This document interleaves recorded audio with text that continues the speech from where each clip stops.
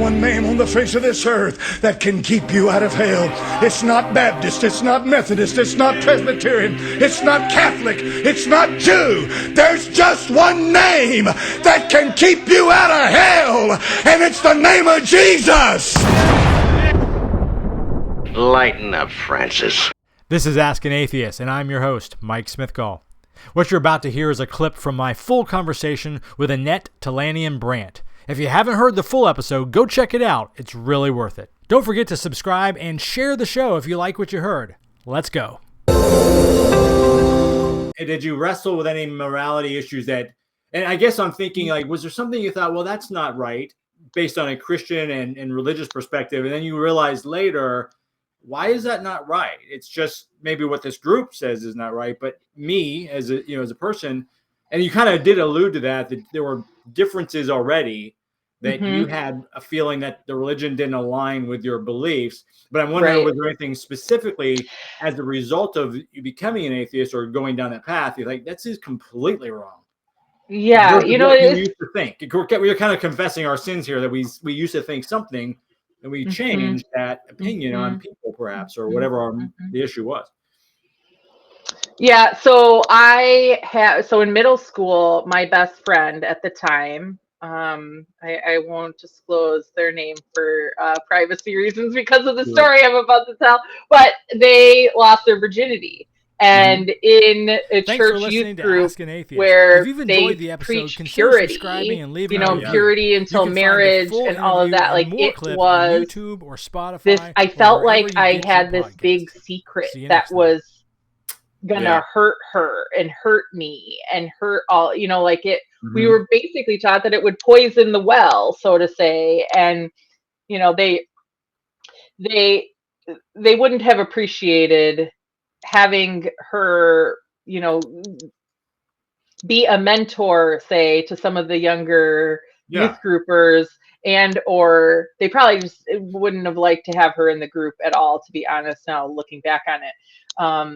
But how old was she at the time? We were both like maybe 13 or so. Oh, that's pretty young, though. Which I mean, it is young. It is. Parents, we were like, oh my God, Of course. And, they had maybe reason to be concerned, or, that would be a place for adults to, like, help guide, children into safety and security, instead of like the shame that ended up coming down. So I did end up confessing to a youth group leader. There was this woman that I really liked a lot and I trusted her.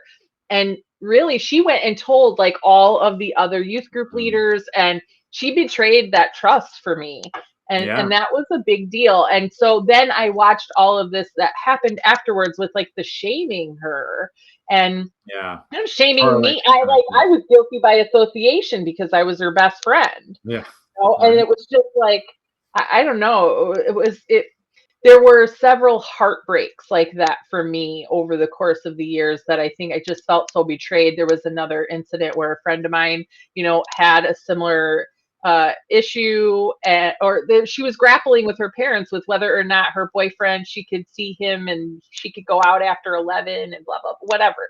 And, she was put into a room with like the elders and just ripped to shreds. I mean, when you're 14 years old and you're in the presence of, the entire church leadership and you're embarrassed about talking about it in the first place. You'd be embarrassed to talk to a friend about it, much less like adults. A panel of adults that are, shaming you. So there was just too many incidents like that it just left a really bad taste in my mouth. So I guess by the time I got to college, I was ripe for the taking. It just had to pick me right off of that tree. I practically almost fell off. Yeah. It's funny. You mentioned something earlier struck me about being gay or something, however you said it. And that was kind of like you. There was a moment where I was 17, 18, give or take. I was working at a gas station, a Shell station in Florida. And 3 of the guys that worked, actually 2 of the guys and 1 of the women, they were all friends. They grew up in the same area of town that I did, and they were all gay. And it was, you know, I'm a 17-year-old boy in a sort of redneck side of a redneck town sometimes, you know, and but they were also like normal, you know, and nice and friendly, and they would come in and their friends would come in. Yeah, as you know, they were a handful of years older than me, and they were probably early to mid 20s, which, you know, at that age feels like they're much older, you know, but they would come in and just, it was one of my first realizations, like, oh, things I've heard are not true at all. Because now that I'm experiencing people outside of the bubble that I lived in, and not a hardcore bubble, but still, it's like, I don't understand why there's this problem, because nice, friendly people and their friends seem friendly and normal, you know, it's normal. They're just like dudes that I hung out with because they were, you know, the guys were changing shifts, and he comes in, you know, 20 minutes early, and he's doing whatever, and I'm hanging out and talking to him. And it was a surprise to you that they were so normal and also gay, because of the way that we are kind of taught to think about, at least back then. And of course, this is the 80s for me, you know, because I'm a little bit older than you. But it was kind of when it was, and then I'd look at the religious part of that again, and maybe the Southern Baptist more so than the Episcopal,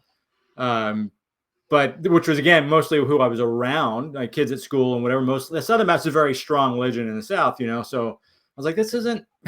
I hear all this over here, and I'm talking to people face to face. It does not seem to jive at all. It's completely different. So you and I had similar things where we had something that was personal with a friend, and it didn't connect. And it didn't. Well, and they don't, you know, for people who preach to say that, you know, that they are that they are moral, or that they use their religion sort of like this alibi for being moral. Yeah. And what I actually heard a church leader say this one time around the same time when I was probably in middle school or high school. Somebody asked if they could bring a friend to, you know, one of the youth group gatherings, but they were concerned, like, well, this person is gay, like, can I bring them? Really? And then I heard one of the church leaders actually say, like, well, as long as they're not a child molester. It's like, wait a minute, like those, I really and truly, and I think we as atheists kind of get lumped into that group of, like, you know, just like societal rejects that like have something, like there's something inherently wrong with us for existing outside of the dominant culture in a way that, like, we should be ashamed of ourselves for, you know, like somehow some sort of like ethical misgiving. We are definitely, and I hate to say that, and I'm saying it from the perspective of people that are not us. We get lumped in as deviants, you know what I mean, in some way. Deviants, obviously not saying that gay people are deviant, but no, like, oh, you're an atheist, or you're gay, or you're a devil worshiper, which is really obviously even more ridiculous. But it's like, it's all the same group of non-moral people to a lot of people. Right. Which is frustrating. I mean, I'd say I get it. I know why they're saying it. I just can't understand why they believe it, per se. You know what I mean? Right. It's just, they're regurgitating it and internalized it. Yeah. I mean, we were out last night with some friends, and we met a couple, and we were out with another couple, and they had a couple that they knew. And it's not like my atheism came up one time and then 4 or 5 hours we were all together. And I presume they thought I was a nice person and my wife was a nice person. So it's like, I bet if they really knew, they might be like, oh, I didn't know atheists could actually have a conversation without, you know, trying to sacrifice a child or something, whatever we do. You actually had morality. Thanks for listening to Ask an Atheist. If you've enjoyed the episode, consider subscribing and leaving a review. You can find the full interview and more clips on YouTube or Spotify or wherever you get your podcasts. See you next time.